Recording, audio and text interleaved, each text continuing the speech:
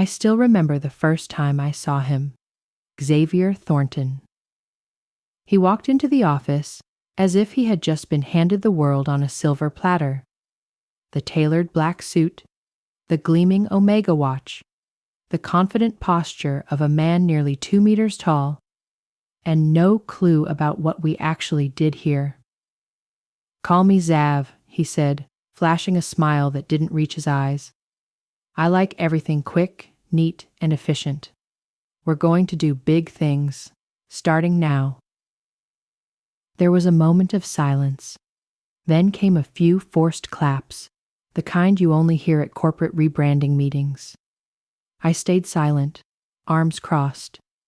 I had been with Apex Technologies for nearly 10 years. I had witnessed 3 CEOs come and go, 4 restructurings, and a major merger. I knew the game. Zav, he would have to learn the game. The first week was chaotic.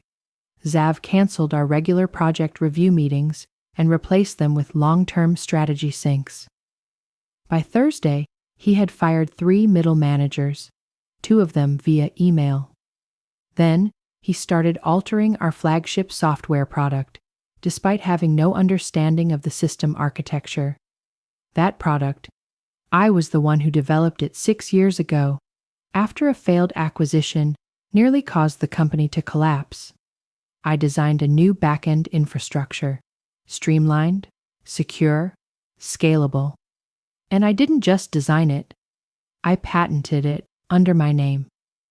The previous CEO had encouraged me to do so.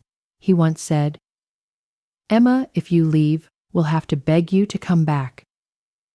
It was buried in my employment contract, a clause most executives never bother reading.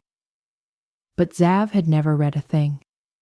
By the second week, he started calling me technical lead instead of my real title, Chief Systems Architect. A subtle insult, but meaningful. He avoided eye contact in meetings, interrupted me while I was speaking, and praised junior staff for ideas I had presented earlier. A classic trick. Belittle, deny, then discard. I stayed calm. I always did, but I started keeping notes of everything. On Friday morning, Zav walked into my office, leaning against the doorframe as if starring in a cheesy office drama, and said, "Emma, we need to talk." I pointed to the chair across from me. He didn't sit. "I'll be blunt," he started with the tone of a man who thought being blunt was a favor. "You've been here too long, maybe too long." I raised an eyebrow. What did he mean? "I'm letting you go. Effective immediately. We've decided your position is redundant. Of course, you'll receive your severance package." I leaned back in my chair, looking at him closely. He had no idea. No idea what I owned. No idea that without me, the company couldn't legally continue operating the system they depended on. Without my written consent, the company could not legally continue using the system that powered 82% of their operations. I smiled calmly. "Understood," I said, standing to shake his hand. He didn't extend his hand, just nodded and turned away as if everything was over. As he left, he threw over his shoulder, "I'm not spending a dime on a useless employee." My smile never changed. "Good luck, Zav." He paused at the door, probably surprised by my calmness, then left. I gathered my things, slowly, purposefully.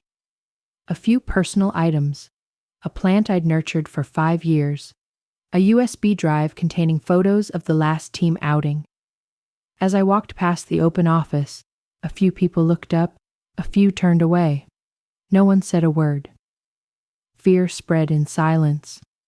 When I got into my car, my hands started shaking, not from sadness, but from adrenaline. I wasn't angry, not yet. I was just curious. How long would it take for them to realize what they had just done? I knew the answer. Monday.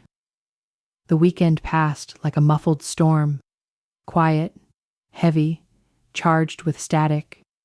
I told no one that I'd been pushed off the project. Not my sister, who once warned me about putting all my eggs in one basket. Not Tiffany, my college best friend who would surely arrive with a wild revenge plan.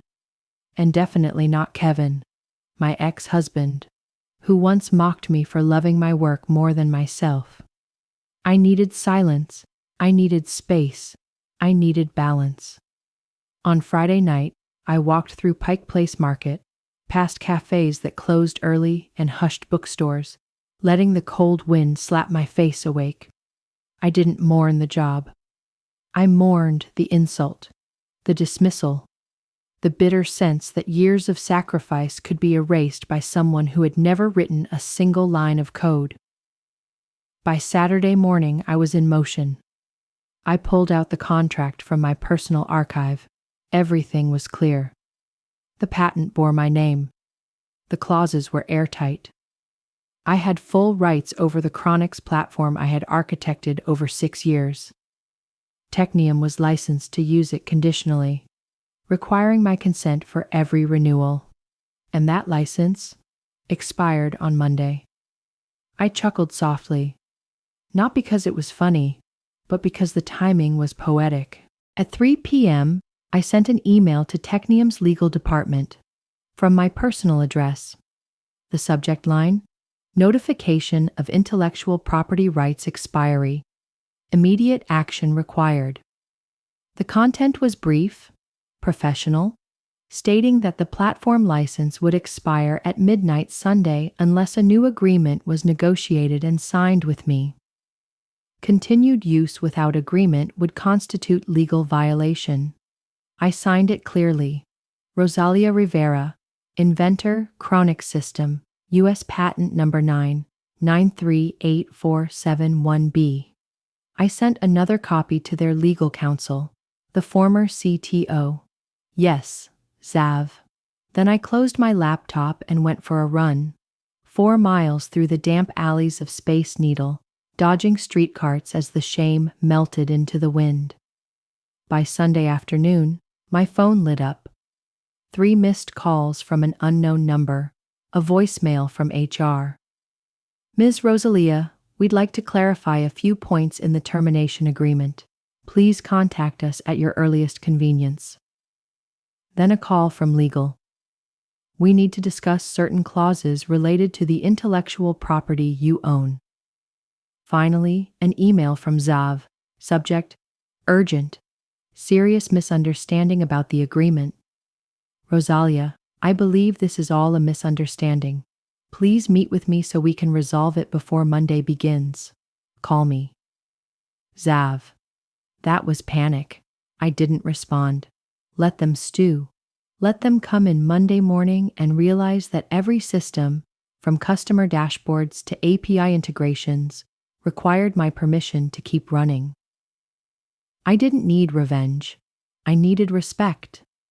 And if that came through panicked emails and emergency meetings, so be it. Monday morning, I got up early, coffee brewed, phone charged, laptop open. I sat on the couch, gray hoodie and leggings on, watching the clock approach 8 p.m., Technium's official start time. 8:07, my inbox exploded. System error. Backend authentication failed. Urgent. Clients unable to access portal. Rosalia, call me immediately. From Zav. Then a message from Mimi, an old teammate. You did this, didn't you? Tell me. The system's down. Xavier's losing it. Exec meeting canceled. I smiled. Not out of malice, but because the truth was finally visible. This wasn't sabotage. This was the consequence of dismissing someone's value. 8:31. My phone rang. I picked it up. Rosalia. Xavier's voice came through, shaky despite his attempt at composure. We need to talk. I didn't know about the patent. Come to the office and... I cut in, gently but firmly. I'm open to talk, but not as an employee. This is now a negotiation between 2 partners. Silence. Rosalia, don't make this personal, he said again, his voice lower. Oh, it's not personal. It's contractual. And I hung up. And thus, the negotiation began. At 9:12 a.m. Monday, I entered the Technium building, for the first time, not through the employee entrance, but through the main lobby. My heels echoed across the stone floor, each step sharp and sure. This wasn't a return. This was a re-emergence. The receptionist blinked. "Ms. Rosalia." I smiled. "I have a meeting with a lawyer." She nodded, a bit flustered, and picked up the phone. I felt the gaze around me shift. Furtive glances, conversations paused mid-sentence. "7th floor, left elevator. They're expecting you." As I stepped into the elevator, I saw my reflection. Calm, confident. But my heart pounded, not from fear, but from sharp, focused intent. I had prepared all weekend for this moment. When I entered the legal boardroom, the air was cautious and still. The chief legal officer stood to greet me, flanked by 2 legal counsels and a senior advisor. Kevin was not present. I sat at the far end of the table, forcing them to make the first move. "Ms. Rosalia," the lawyer began, voice steady, "we'd like to resolve this amicably." "So do I replied. "I assume you've reviewed the agreement." He nodded. "The patent is indeed in your name. Continued use is a violation. We propose a retroactive renewal. 1 year, full operational rights as before." He paused, then leaned forward. "We'd like to propose a retroactive license renewal for 1 year under the same terms, with full operational control." I smiled. "I'm afraid that doesn't work for me." The room buzzed with the sound of shuffling papers and clicking pens. A legal advisor scribbled hastily, sweat beading at his temple. "I didn't come to revert to the old terms," I said, voice calm but firm. "I came to renegotiate, fairly. Your system is currently down, isn't it?" A glance passed between the lawyers. "I've heard the outage affects the entire client platform, internal reporting, and developer access." At last, the chief legal advisor nodded heavily. "That's correct." "Then let's talk numbers." I flipped the folder open. "I want $1.2 million for the next 12 months, non-exclusive quarterly renewal, full system support, by me or a team I approve, and public attribution of patent ownership in the corporate materials." This wasn't a threat. It was a strategy. I looked around. They were clearly stunned by how well prepared I was. A junior lawyer murmured, "That's a steep increase. It reflects value, something Technium has forgotten how to measure." The lead counsel leaned back. "We'll have to take this to the board." "I'll wait," I replied crisp. "But keep in mind, each passing hour is a blow to your reputation, customer trust, and stock trajectory. I recommend acting quickly." At 10:03 a.m., I stood outside the meeting room, phone on silent, water bottle in hand. I saw Zav pacing across the hallway. He hadn't noticed me yet. When he finally saw me, his face froze, then shifted, surprise first, then a flicker of regret mixed with apprehension. "Rosalia," he said, trying to sound courteous. "Didn't think you'd show up in person." "No, Zav," I replied evenly. "You didn't think about a lot of things." "This has gone too far," he began, glancing toward the hallway like seeking escape. "You mean before you fired me?" I cut in. I raised an eyebrow. "That decision was based on incomplete information." "No, it was based on ego." I stared directly. "Now you'll face the consequences." He started to say something, but I didn't give him a chance. I wasn't angry, just done being underestimated. "I've documented everything. The patent, the termination email, the licensing terms. If you want to salvage this, the deal, and maybe your job, let legal handle it." His jaw tightened. I walked past, heading back to the meeting room. "Oh, Xavier," I said without turning back. Good luck. That word, luck, landed like irony. I'd never needed it. By noon, the meeting room was packed. No more pleasantries, no more cheap compromises. The board wasn't directly involved, but I could feel their presence through every word the legal team spoke. The game had changed, from a misunderstanding to a legal crisis with operational consequences and shareholder impact. I didn't blink. The chief legal advisor sat across from me, less pristine, loosened tie, furrowed brow. We've reviewed your proposal, he said, though the terms are a bit stiff. Exactly, I interrupted. He nodded, continuing. We agree to the fee. 6-month contract, quarterly renewal. But for attribution, we prefer to call it a technical collaboration. I leaned forward. No. He raised an eyebrow. Excuse me? I want it stated clearly. System designed and patented by Rosalia Rivera. No hedging. Technium has been operating on my architecture for 6 years, and you've all benefited from it. I'm not walking away anonymously just to save Xavier's face. The room fell silent. The assistant on the left glanced at her notes but said nothing. The strategy advisor scribbled notes furiously. The legal advisor adjusted his glasses. I stood, folder in hand. Take it to the board and be transparent.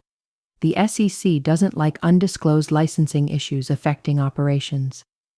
That was a hammer blow, because this is the game. No one wants to publicly admit that a system error, especially due to intellectual property violations, could make investors lose confidence, lead to audits, or worse, the risk of delisting. I knew the game, and now I was leading it. In the hallway, I saw Mimi by the elevators. She looked at me, eyes gleaming. They're calling you the firewall upstairs, she chuckled. I smiled. Better than being redundant staff. Xavier's spinning the story, she said softly. Says you never gave notice about the expiring license. Lies, I said. Truth doesn't need to shout. She whispered. Everyone saw the memo. You CC'd legal. The whole floor's whispering like it's Watergate. I didn't respond. Because I didn't just want control. I wanted accountability. The next morning, I sent a follow-up email. Not to legal, not to Xavier, but directly to the chairman of the board, using a personal address I'd kept from a data security initiative we'd collaborated on back in 2017. Subject: regarding HiveCore licensing, leadership responsibility and transparency. I wrote concisely, pointedly, with no defensiveness. I outlined the scope of the patent, the platform's critical role in 87% of the company's infrastructure, the date and time of my dismissal, and Xavier's failure to account for IP and operational risk in his decision. I closed with a single question. If this is how he handles a core internal asset, what do you expect when he's dealing with external investors? That afternoon, a reply came, not from the chairman, but from a senior independent director on the board. Rosalia, thank you for your clarity and professionalism. The board is taking this matter seriously. In the meantime, we wish to proceed with renegotiating the HiveCore license within 48 hours under your proposed terms. I reread the message. Not an apology, but a shift. Not just in technology, but in power. That evening, Mimi texted, Xavier's losing it. The board meeting was moved to the next morning. He was making calls everywhere, trying to control the narrative. I just replied, let him try. I have the truth and a paper trail longer than his entire 3-year roadmap. Tomorrow would not just be a licensing deal, it would be a showdown. On Wednesday at 9:23 a.m., I received the invitation, not from Xavier, but from the board chair. Please join a closed-door session at 11 a.m. Your perspective will be valuable. 2 weeks ago, I was dismissed. Now I was valuable. Ironic, but progress nonetheless. At 10:55 a.m., I walked into the 26th floor boardroom, the one I'd only ever observed from the sidelines. Today, I walked directly to the seat prepared for me, head high. Xavier was already seated, rigid, tie neat, eyes unfocused. The chair spoke after opening formalities. Rosalia, thank you for being here. We'd like to hear your view. I stood. Leadership isn't about control. It's about understanding. Systems, people, culture. When a new executive understands nothing, they have two options: learn or destroy. Kevin chose the latter. Xavier shifted in his chair, but didn't interrupt. I described how he ignored every warning, dismissed legal risks, and ultimately watched the system begin to collapse once I was removed from the update pipeline. I let that sentence linger. Everything I've done, every system I've built, was to protect this company. But no system can protect you from arrogance. If your CEO doesn't understand the architecture or the value of those behind it, the risk is not just legal, it's foundational. Silence. One board member leaned forward. A board member asked, "If you were in his place, what would you have done?" I smiled faintly. I wouldn't have done it alone. I would have partnered with someone who understands the tech and the culture. And I wouldn't wait for a formal complaint to start respecting the person keeping the company alive. A pause. Then the chairman cleared his throat. Thank you, Rosalia. You can wait outside while we discuss. I stood, nodded at each person, and left the room. The meeting ended. I was asked to wait outside. 10 minutes later, I heard Xavier's voice raised, cracking through the insulated glass. But this time, it wasn't working. At 11:47, the chair stepped out. We're done. Please come back in. Rosalia, we've concluded the session. We'd like to speak with you privately. I followed him back into the meeting room. This time, Xav was no longer there. The chairman sat down, placing both hands on the table. Effective immediately, Xavier Thornton is suspended. We acknowledge your contribution to HiveCore and Technium. He handed me the draft of the internal statement. I read the first line aloud. Rosalia Rivera built the core platform that powers Technium, and today, we formally recognize that. That sentence moved me more than I expected, not because I needed validation, but because I knew how many people like me in this industry had never been heard. How would you like to proceed? He asked. I've agreed to the licensing terms, I said. But I'd also like to support you as a short-term advisor. I don't want to return full-time. I need freedom. And I want to help build safeguards so this doesn't happen again. He nodded. Understood. I stood up. As I turned to leave, he added, Rosalia, you didn't just protect the system. You saved the whole organization. I nodded softly, eyes still on the door. I know. As I stepped out, the weight that had pressed on me for weeks began to dissolve, layer by layer, like armor I no longer needed. In the hallway, Mimi was waiting. He's gone, she whispered. I smiled, temporarily suspended. And you? I looked down the hallway toward my old office, where the light streamed through the glass walls. I'm just getting started. The internal announcement went out at 2:03 p.m. Friday. Effective immediately, Xavier Thornton has been suspended pending a full investigation into recent managerial decisions and personnel actions. Technium Labs formally acknowledges Rosalia Rivera as the principal architect of the company's core infrastructure. Her patents and licensing terms are now part of the executive agreement. We are grateful for her leadership during this transitional period. The message was brief, but inside the company, it thundered. As I left the building that day, the hallway silence had shifted into quick nods, tentative smiles, and whispered thank yous from people who had once turned away. I wasn't looking for revenge. I was looking for recognition. And more than that, I was looking for change. On Monday, I met with legal again, this time not due to a crisis. My goal wasn't just to win, it was to build a new foundation, a legal framework to protect employees and internal innovation from leadership failures. The system included IP contract reviews during leadership transitions, an anonymous whistleblower channel reporting directly to oversight boards, and a mentorship program for junior engineers focused on ownership and professional boundaries. I didn't want to leave with just a victory. I wanted to leave a legacy. Within a week, the advisory agreement was finalized. I'd stay for 90 days to support the transition and shape the system's future. It would happen on my terms, at my pace. People still asked if I'd return full-time.